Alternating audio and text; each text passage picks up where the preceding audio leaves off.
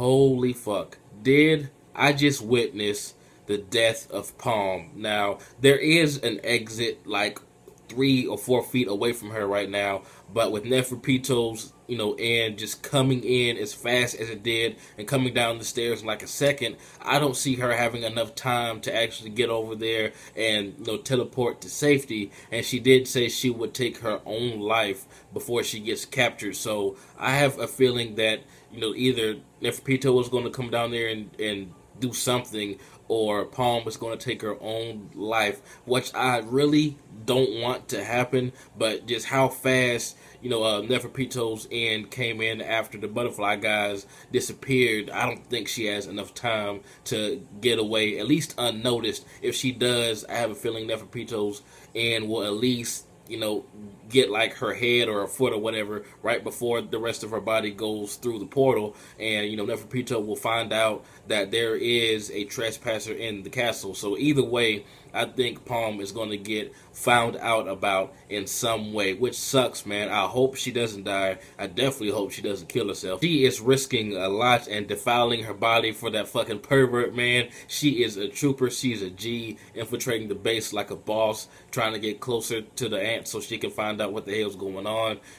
That is a very, very risky infiltration technique that she's doing. So she gets major props from me, man. Big respect for Palm. The fight with Morel and Leol. Now, Leol, he was never one of my favorite ants, and I was actually expecting his hidden nan ability to be something original, but it is still yet another copy of another person's nan ability. That just moved him a little bit further down on my list of Chimera ants. He's like a bootleg Crollo to me for some reason. He made all this fuss, and for the past few episodes, I got hyped up to see his big original nan ability, but like I said, it was a copy of someone else's. But Morel, man, he is a badass. Just imagine how much of a clear head you have to do what Morel did. I'm talking about he was trapped in the whirlpool. He said himself that he couldn't tell which was up and which way was down, and he still found a way to get out of everything that Leol threw at him,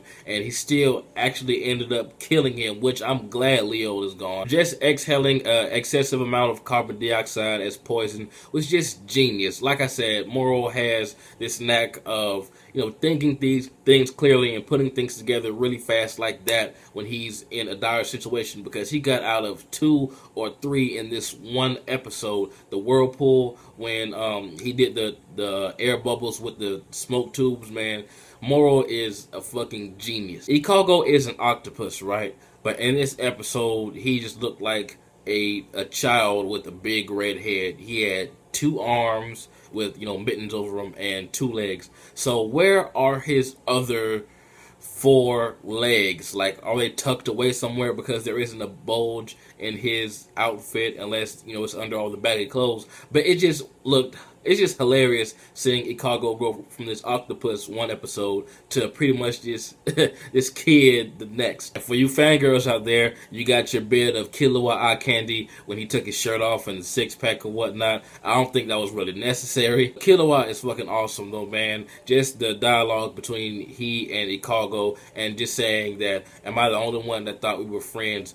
That shocked me as much as it did with Ichigo, because the last time we saw them together, Ichigo was trying to kill him pretty much, even though he did take him to the doctor, and get him healed up or whatever. I wasn't expecting Killua to forgive and forget that fast. Well, not to the extent to actually take him and make him a part of the team. That says a lot about Killua's maturity and how much he trusts Ichigo. Ichigo is not a bad guy. He was just born into the Chimera ants, and that how that goes. They have no choice in the matter. They have no say so. So he was just doing what he was born to do as a Chimera ant anyway. But the only thing Ichigo really wanted was friendship, and for someone to accept him for what he is. Like he said, he wanted to be a squid, but he had to settle for being an octopus, and he thought no one could love octopus. But now he has this person for like the first time of his Chimera ant life, maybe his entire life period, depending on what kind of background he had when he was a human,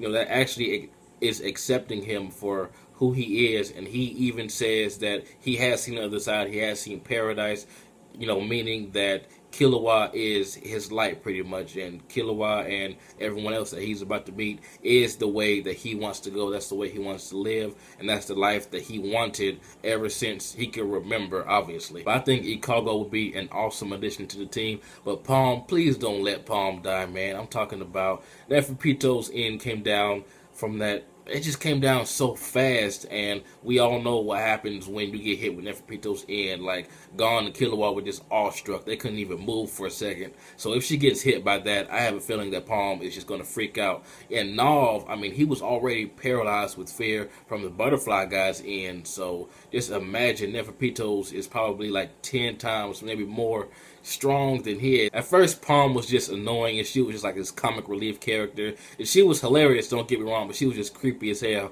But now I legitly like her character. Like, it takes a lot of balls to do what she's doing right now, and I just hope that this isn't the end of her.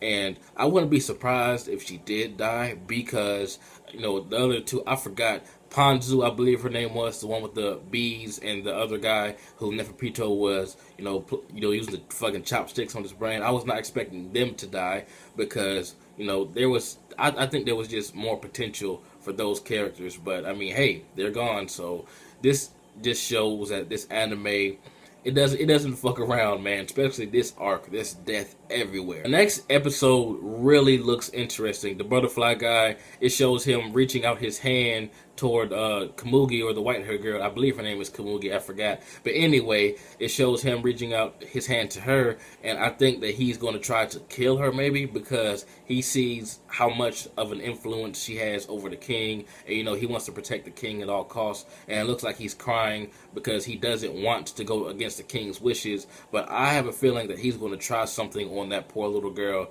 and the king may end up killing him for real. I don't know, but that's what it just seems like, just looking at the preview. But anyway, tell me what you guys thought about this awesome episode. I'm really digging this anime. I may start reading the manga. I'm not sure. I heard it's on hiatus. It's been on hiatus since 2012 from my understanding. So I think I should catch up now before it starts back, if it ever does. So I won't have that much to catch up on later on. So I may start. Tell me what you guys think about that. But tell me what you guys thought about this awesome episode. It's been jbDAuchiha. Like, comment, subscribe, and I'm out.